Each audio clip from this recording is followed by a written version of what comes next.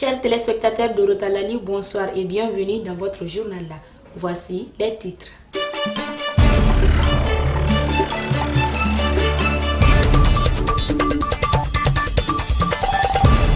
Le cercle des Bafouabé dans la région de Kaya secoué par des querelles de différentes classes sociales. Le président français Emmanuel Macron très remonté contre les autorités maliennes. La presse malienne en colère, les professionnels de l'information et de la communication n'ont pas reçu d'aide du gouvernement depuis 3 ans.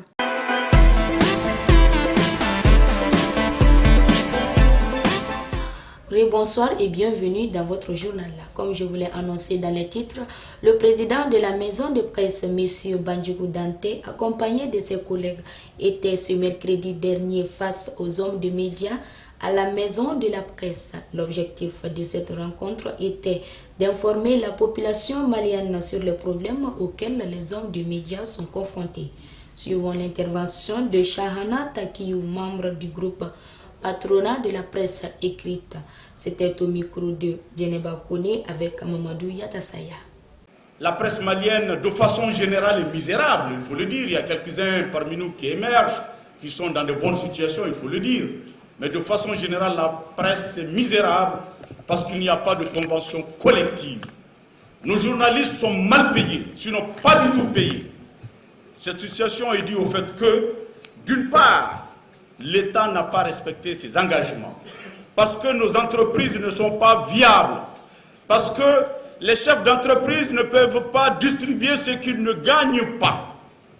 Donc il faudrait qu'ensemble, nous nous battions dans la transparence pour que les entreprises de presse puissent être de véritables entreprises de presse, puissent payer les impôts et puissent payer correctement, je dis correctement, les journalistes. Parce que le problème de la presse, ce n'est pas seulement le problème des chefs d'entreprise, c'est le problème également des journalistes qui exercent, mais qui sont malheureux, il faut le dire. Ils sont malheureux parce qu'ils sont mal payés, sinon ils ne sont pas du tout payés.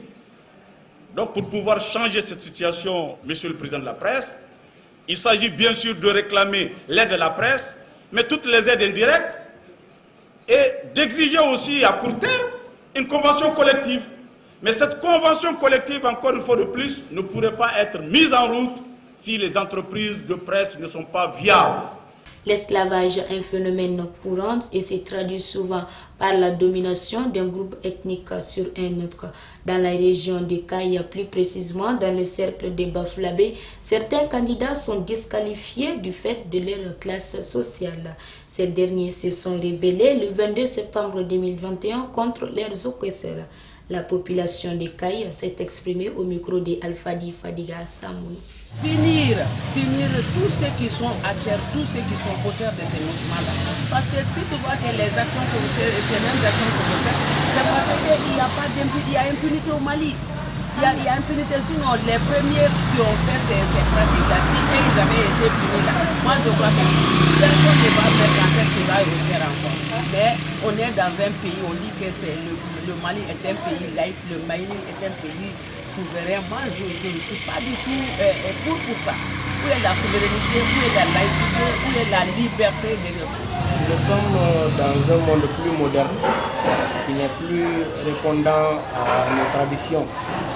Mais nos traditions ont toujours eu l'association de ces conditions pour mieux vivre, le vivre ensemble.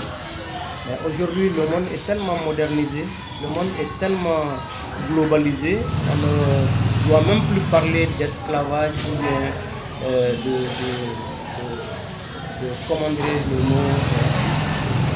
D'une part, on peut dire que c'est une situation spirituelle qui a toujours vécu dans le monde que nous avions dépassé. Aujourd'hui, là où on est, on ne doit même plus se mettre en tête que ce monsieur est un esclave par rapport à moi, ou bien je suis un homme affranchi par rapport à lui. Donc le mot affranchi ou bien le mot esclave est présentement à bannir de notre réflexion. Mais chacun d'entre nous est humain, égaux devant la loi et devant les répondants de cette vie sociale. Hier, jeudi 30 septembre 2021, dans la soirée, le ministre de la Défense et des anciens combattants Sadio Kamara a réceptionné des matériels composés de 4 hélicoptères de type ML-171 et une importante quantité d'armes et de munitions en provenance de la Russie. Selon le ministre, les hélicoptères ont été achetés par le Mali sur le budget national, mais les armes et munitions ont été offertes gratuites par la Fédération de Russie. À noter que le ministre de la Défense, Sadio Kamara, avait à ses côtés certains officiers de l'armée malienne. Le président français Emmanuel Macron a qualifié jeudi de honte l'accusation d'abandon du Mali par la France portée par le premier ministre de transition Choguel Kokala Maïga à la tribune de l'ONU. Macron s'est confié à la presse française. J'étais choqué, ces propos sont inacceptables. Je rappelle que le Premier ministre malien est l'enfant de 2 coups d'État, si je puis dire. Puisqu'il y a eu un coup d'État en août 2020 et un coup d'État dans le coup d'État. Donc la légitimité du gouvernement actuel est démocratiquement nulle. Mais alors que hier nous avons présidé à l'hommage national au sergent Blasco, qu'aujourd'hui il est enterré parmi les siens à Vars, c'est inadmissible ce qu'a dit le Premier ministre malien. C'est une honte. C'est une honte. Et ça déshonore ce qui n'est même pas un gouvernement, les gens qui sont aujourd'hui à la tête du Mali. Et je sais que le peuple malien ne pense pas ça.